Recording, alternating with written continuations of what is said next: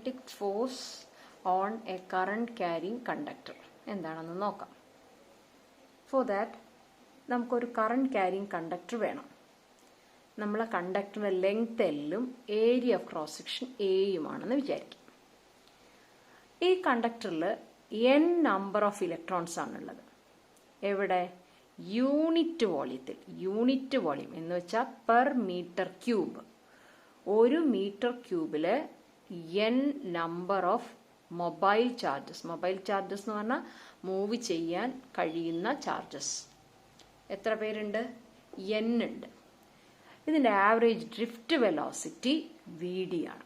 ഈ കാര്യം കഴിഞ്ഞ ലെസണിൽ പഠിച്ചിട്ടുണ്ട്, ഡ്രിഫ്റ്റ് വെലോസിറ്റി എന്താണെന്ന്. അപ്പോൾ നമുക്ക് അറിയേണ്ട കാര്യം എന്താണെന്ന് നോക്കാം. Total number of charge carriers in the conductor എന്തായിരിക്കും? n എന്താണെന്ന് ഞാൻ പറഞ്ഞു. യൂണിറ്റ് വോളിയത്തിലുള്ള ചാർജസ് ആണ് n. അങ്ങനെയാണെങ്കിൽ കണ്ടക്ടറിന്റെ volume base area into height അല്ലേ? a ഇൻറ്റു l ആണ്. അപ്പൊ al വോളിയത്തിൽ എത്ര ഇലക്ട്രോൺസ് ഉണ്ടാവും? n into al. കാരണം n-ന്റെ യൂണിറ്റ് എന്താ?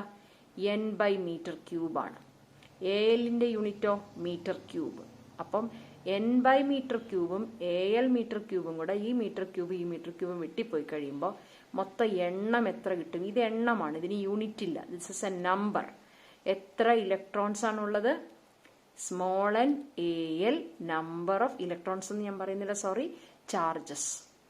ചാർജസ് എത്ര ചാർജസ് ആണ് ആ കണ്ടക്ടറിലുള്ളത്? n into al. If q is the charge of each carrier, ഓരോ ചാർജിന്റെയും വാല്യൂ q ആണ് എങ്കിൽ മൊത്തം ചാർജ് എത്ര വരും? ഈ ഉള്ള എണ്ണത്തിന് നമ്മൾ പഠിച്ചിട്ടുണ്ട്, q ഈക്വൽ ടു n എന്ന് പണ്ട് പഠിച്ചിട്ടുണ്ട്, ക്വാണ്ടൈസേഷൻ. അപ്പോൾ ഒരാളുടെ ചാർജ് q ആണ് എങ്കിൽ NaL ആളുകളുടെ ചാർജ് എത്രയായിരിക്കും? q into NaL. ഇത് മനസ്സിലായി കാണുമെന്ന് വിചാരിക്കുന്നു. q എന്ന് പറയുന്നത് ഓരോ മൊബൈൽ ചാർജിന്റെയും ചാർജാണ്. ആകെ എത്ര ചാർജസ് ഉണ്ട്? NaL ചാർജസ് ഉണ്ട്. അങ്ങനെയാണെങ്കിൽ ഒട്ടാകെ ചാർജ് എത്ര വരും? q equal to small q into NaL. ഇനി ഒരു എക്സ്റ്റേണൽ മാഗ്നറ്റിക് ഫീൽഡ് B ഇവിടെ ഉണ്ട്. അവിടെയാണ് എങ്കിൽ ഫോഴ്സ് എക്സ്പീരിയൻസ്ഡ് നമ്മൾ പണ്ട് പഠിച്ചു വെച്ചിട്ടുണ്ട്. ലോറൻസ് മാഗ്നറ്റിക് ഫോഴ്സ് പഠിച്ചിട്ടുണ്ട്. അതിന്റെ വാല്യൂ എന്താ? q into v cross b. അപ്പൊ ഇവിടെ qന്റെ വാല്യൂ എന്താണ്? eq. v സ്ഥാനത്ത് vd സബ്സ്റ്റിറ്റ്യൂഷൻ കൊടുക്കാം. qന്റെ സ്ഥാനത്ത് എന്ത് സബ്സ്റ്റിറ്റ്യൂഷൻ കൊടുക്കാം? NaL q. ഇതെന്താണ്? eq. vd into b. So നമുക്ക് എന്ത് കിട്ടും? nqvd. ഇത് നമ്മൾ പഠിച്ചിട്ടുണ്ട്. J current density. നോക്കാം, n q vd. ഇത് മൂന്നും കൂടെ n-ഉം q-ഉം vd-യും കൂടെ മാറ്റിയിട്ട് സ്ഥാനത്ത് എന്ത് എഴുതാം? J എന്ന് എഴുതാം. അപ്പോൾ നമുക്ക് അടുത്ത ഇക്വേഷൻ എന്ത് കിട്ടും? J ഇൻറ്റു ALB എന്ന് കിട്ടും. ബാക്കിയൊക്കെ J ആണ്. J ഇൻറ്റു ALB എന്ന് പറയുന്നത് എന്തായിട്ട് കിട്ടും? F ആയിട്ട് കിട്ടും. പക്ഷെ വീണ്ടും നമുക്കറിയാം n into q into vd into a, അതായത് ജെയിനെ, ഇത് J ആണ്, ഈ ജെയിനെ a കൊണ്ട് ഗുണിച്ചാൽ I എന്നും കിട്ടും. J into a. കാരണം I is equal to J into a എന്ന് പഠിച്ചിട്ടുണ്ട്, അല്ലെങ്കിൽ J equal to I by a എന്ന് നിങ്ങൾ പഠിച്ചിട്ടുണ്ട് കറണ്ട് ഇലക്ട്രിസിറ്റിയിൽ. സോ ഇത്രയും സാധനം എന്താണ്? I ആണ്. അപ്പോൾ ഇതൊന്ന് ഒഴിവാക്കാം. ഇവിടെ നിന്ന് n ഒഴിവാക്കണം, q ഒഴിവാക്കണം, a ഒഴിവാക്കണം, vd ഒഴിവാക്കണം. ഇത്രയും ഒഴിവാക്കി കഴിഞ്ഞാൽ നമുക്ക് I എന്ന് കിട്ടും. അപ്പോൾ പിന്നെ ഇവിടെ ഉള്ളത് ഒരു L മാത്രമാണ്. അപ്പോൾ L ഇൻറ്റു L അവിടെ കിടക്കും. കണ്ടോ? I L ഇൻറ്റു ഇൻറ്റു എന്നുള്ളത് ക്രോസ് ആണ്, ഇൻറ്റു അല്ല, ക്രോസ് ആണ്. അപ്പോൾ എഫിൻ്റെ ഇക്വേഷൻ എന്ത് വരും?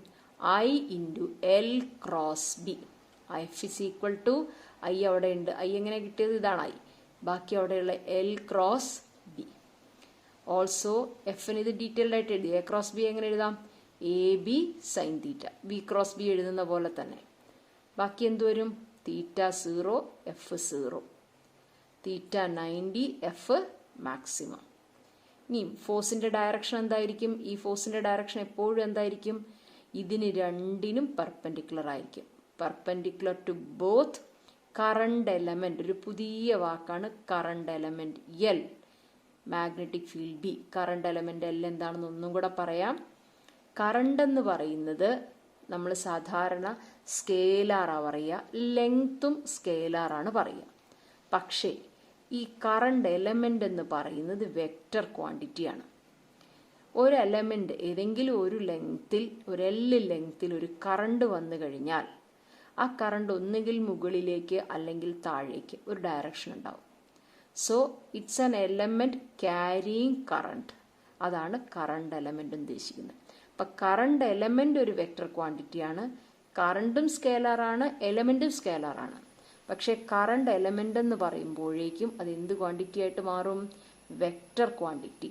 അപ്പം ഒരു പ്രത്യേക ദൂരം അല്ലെങ്കിൽ ഒരു ലെങ്ത് വിത്ത് കറണ്ട്, അതിന് പറയുന്ന പേരാണ് കറണ്ട് എലമെന്റ്. അപ്പോൾ ആ കറണ്ട് ഒന്നെങ്കിൽ അപ്പ് അല്ലെങ്കിൽ ഡൗൺ, അതിനൊരു ഡയറക്ഷൻ ഉണ്ടായിരിക്കും. ഈസ്റ്റ് വെസ്റ്റ് ഏതെങ്കിലും ഒരു ഡയറക്ഷൻ ഉണ്ടായിരിക്കും. So an element with a direction for current is known as current element. So what is the value? F is equal to I into L cross B. അപ്പം magnetic force on a current carrying conductor എത്രയെന്ന് ചോദിച്ചാൽ answer is F is equal to I into L cross B. Okay.